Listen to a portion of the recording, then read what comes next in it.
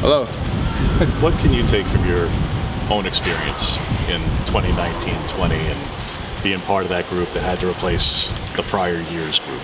I would say the biggest thing is that a lot of people on that team were selfless. Everyone did everything for the team. And we had a culture at that time that forced everyone to uphold the standard of playing for the team. So playing with a lot of selfless players on both sides of the ball, I think, is what really helped us have a lot of success that season. Do you take on a certain onus as you're the only senior who's been here for all 6 years? Do you take a certain onus of that for the room, for the entire offense, maybe even for the whole team, of being that bridge guy who knows what it was, knows what the standard is?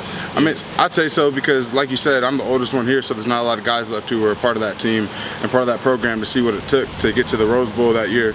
And, you know, being the oldest, naturally, I think a lot of guys look up to me and look to me to see what the standard is and how to go about the everyday process of being a collegiate athlete. So, and I take pride in that, and I've been trying to take the most pride in that throughout the whole entire season and make sure everybody else is ready, not even just in my position group, but the whole entire team. How do you describe that standard to somebody who doesn't know, and short-term memory loss, forgot what 19 was? You had to tell one of the freshmen, wasn't here, doesn't know it. What is it? I'd say the biggest thing is the little things. Even when you walk onto the field, no walking on the field, you got to jog everywhere you go. You got to have a sense of urgency to yourself. If you see one of your brothers isn't doing too good, be that one to pick them back up and make sure they keep on going, and to stay within their head, because once you start to mess up a little bit, especially in practice, you start to lose focus on what's important and you start to make even more bad plays. So I think just the biggest thing is just, upholding that culture of, next play mentality, our DNA traits, everything that we always stand by, and just reiterating that throughout the whole entire group. Coach Stein said that you guys can go 8 deep on the offensive line. How do you feel about the depth of that unit right now? I think it's good. I think this is one of the years that I've been with that we didn't really lose a lot of players going into fall camp. I mean, last season we had a lot of injuries, which kind of hindered us going into the season. But this year we got a lot of guys who can step up just in case someone does go down. I think that's really beneficial, especially for O-line, because it's such a heavy contact sport. Every single play, you got to have dudes to be able to step in when they need to. James said, you've been here for a long time, but nothing was handed to you this fall in terms of the competition. What was your mindset entering, and kind of how you felt you've handled that this fall? My biggest mindset was just to make sure that not only me, but the guys next to me are all ready to go. 5-as-1 is something that we always say before every single play, and that's 5-as-1 means that we're all playing together, us 5 linemen. So I think just the biggest thing in my mindset was just make sure I'm ready, make sure I know the whole entire scheme offensively, and make sure that my teammates next to me know the scheme so we can protect whoever's behind us.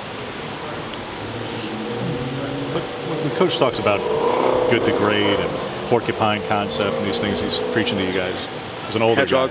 Guy. Hedgehog. What, do you know the origins of that as an older guy? Do you bother to look up that comes from a book and things, or do you find the book? Do you care? Does it matter? I'm gonna be honest, I'm not really sure what book that comes from, but I mean, I think it makes sense what he says, know your hedgehog. That kind of means know what you're good at and master that technique. There's a famous Bruce Lee quote, I don't fear the man who does 10,000 kicks once, but one kick 10,000 times. I think that makes a lot of sense. Once you practice something so much that you can't get it wrong anymore, that's what's gonna help you succeed throughout football. And I think just with all the other DNA traits that he says, connection, growth, toughness, and sacrifice, that's what it takes to win games. Connection, you gotta be able to connect it. 5-as-1, essentially at the O-line. Toughness, I mean, as an offensive lineman, you gotta be tough or else you won't last. Sacrifice, offensive line is a sacrificial position. We never touch the ball, but we're always out there going, full speed and whatever it is. And growth, I mean, even when you mess up, you gotta learn from that, get back to the drawing board, get back onto the field and execute it properly the next time. How has Junior in particular pushed you this camp? Me and Junior were kind of in the same boat with injuries last season.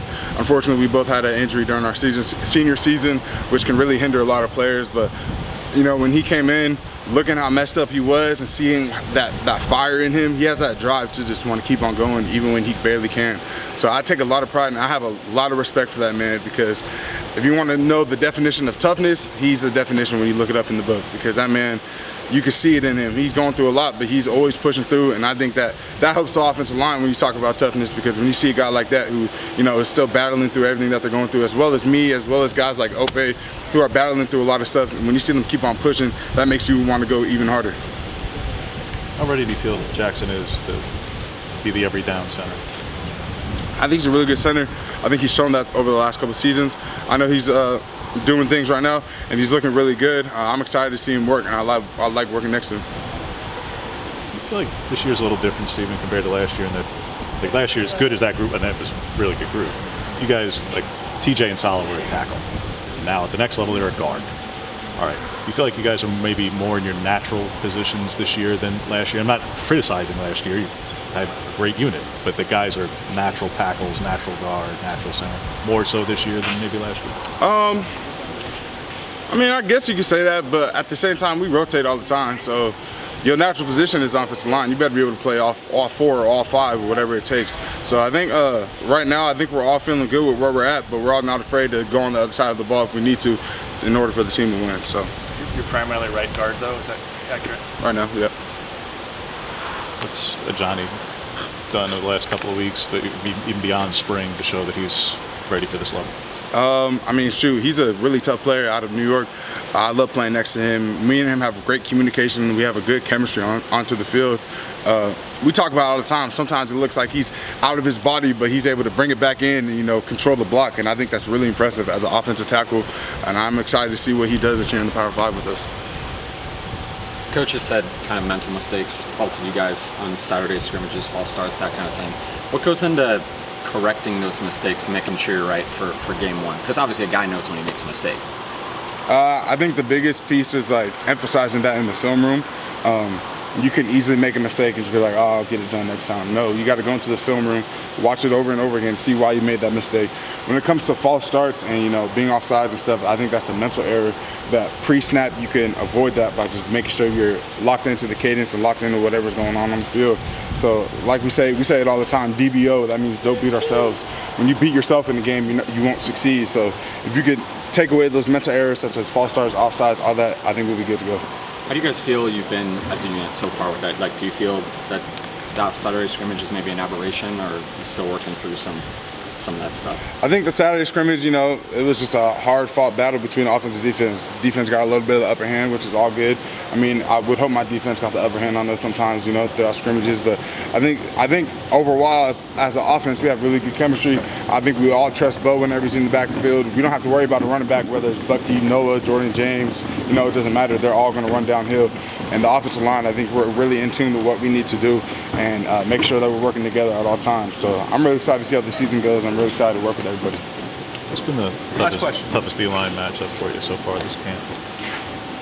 Toughest D-line matchup. You know, playing at tackle, we have some really good edge rushers, Brandon Douglas, Jordan Birch. Surprisingly, Mattel, I mean, he's a young cat, but he comes in like he's already been doing this for a couple years now. Going into the interior, we got big guys like Taki, Casey Rogers, Popo. It's so nice to go against Popo because he's one of our best D linemen when he's healthy. So, you know, just going against him every single time, I know it's going to be a battle. I'm excited for whatever it takes.